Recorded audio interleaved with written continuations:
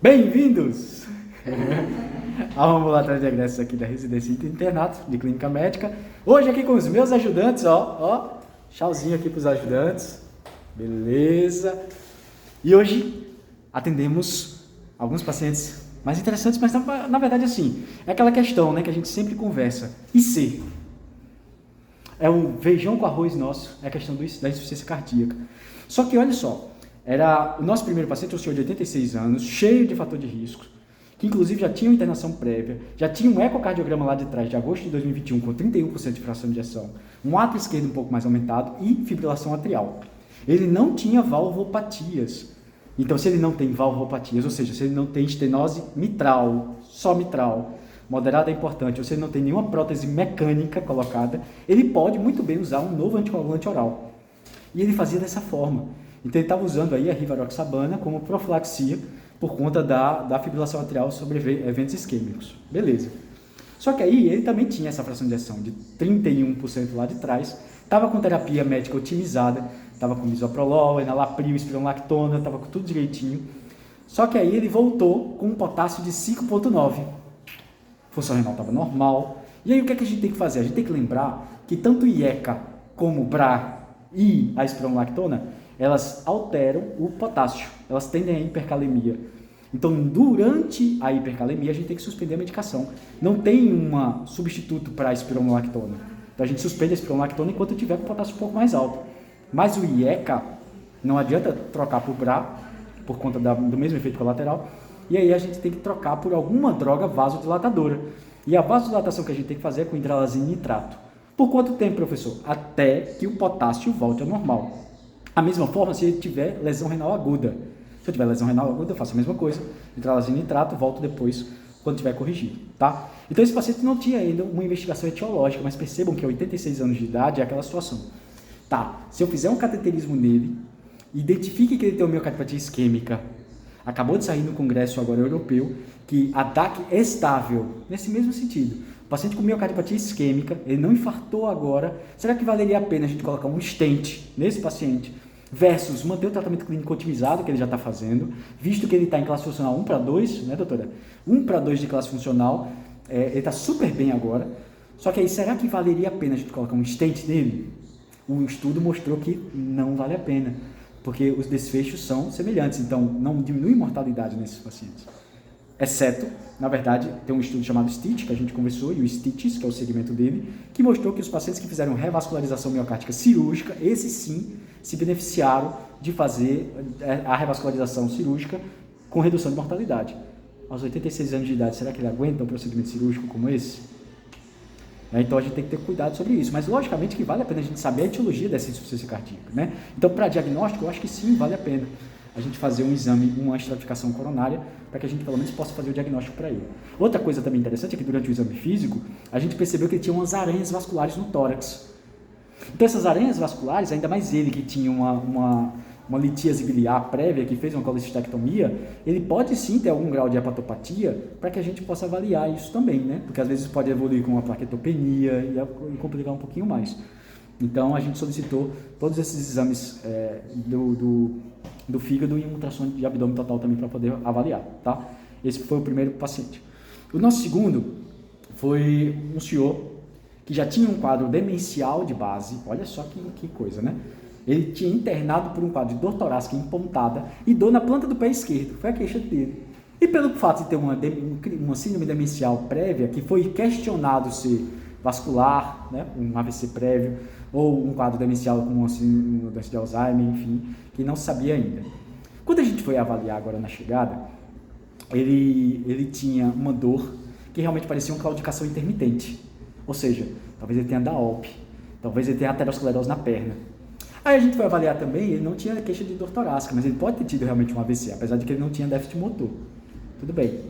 A gente pediu um ecocardiograma, ele voltou com esse eco com fração de ejeção de 30%, ou seja, um IC com fração de ejeção reduzida, às custas de um déficit contrato segmentar. Ou seja, a gente tem vários segmentos do coração.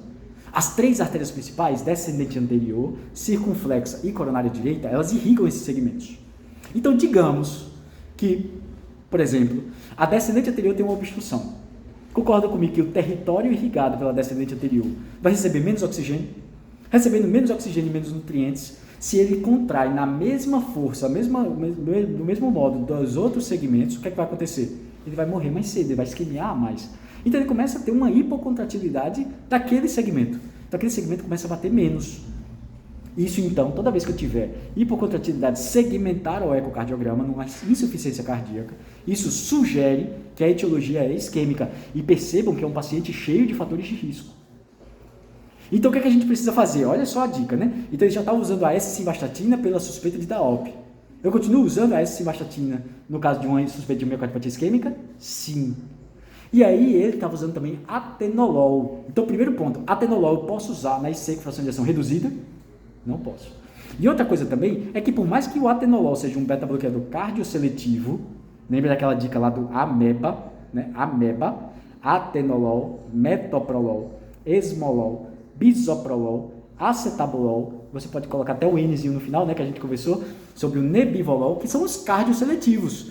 Então, veja só, não são os cardioseletivos que eu posso usar nessa fração de ação reduzida. Eu só posso usar carvedilol, succinato de metoprolol ou bisoprolol. Desses, o carvedilol não é cardioseletivo. Ok? E outra coisa, todos os beta-bloqueadores, via de regra, eles pioram o quadro de DAOP. Eles podem dar impotência sexual. Eles podem piorar uma dislipidemia ou uma desglicemia. Então, o ideal é que eu use beta-bloqueadores que promovam vasodilatação. E só são dois que fazem isso, carvedilol ou nebivolol. Nesse cenário dele, então, o ideal é que a gente use um beta-bloqueador como o carvedilol, que vai ajudar na DAOP e vai ajudar na IC. Ok? Então, a gente já fez a modificação. Ele estava com frequência cardíaca ali 80, né? Não era ele? Não, era 72, 72 batimentos por minuto. Então, dava para, se fosse o caso, aumentar um pouquinho a dose do beta-bloqueador. Então, ele estava com atenolol 25 uma vez ao dia, dose baixinha. Se eu fosse fazer a proporcionalidade, seria um carvedilol mais ou menos 3,125, 12 em 12 horas. A gente subiu para 6,25, 12 em 12 horas. Aí, como ele tinha o IC, fração de ação reduzida, ele também precisa estar com IECA.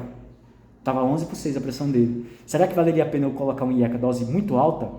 Não. Então, a gente começa com doses baixas e vai subindo gradativamente até chegar na dose alvo, que é a dose máxima tolerada pelo paciente, visando sempre a dose máxima da medicação.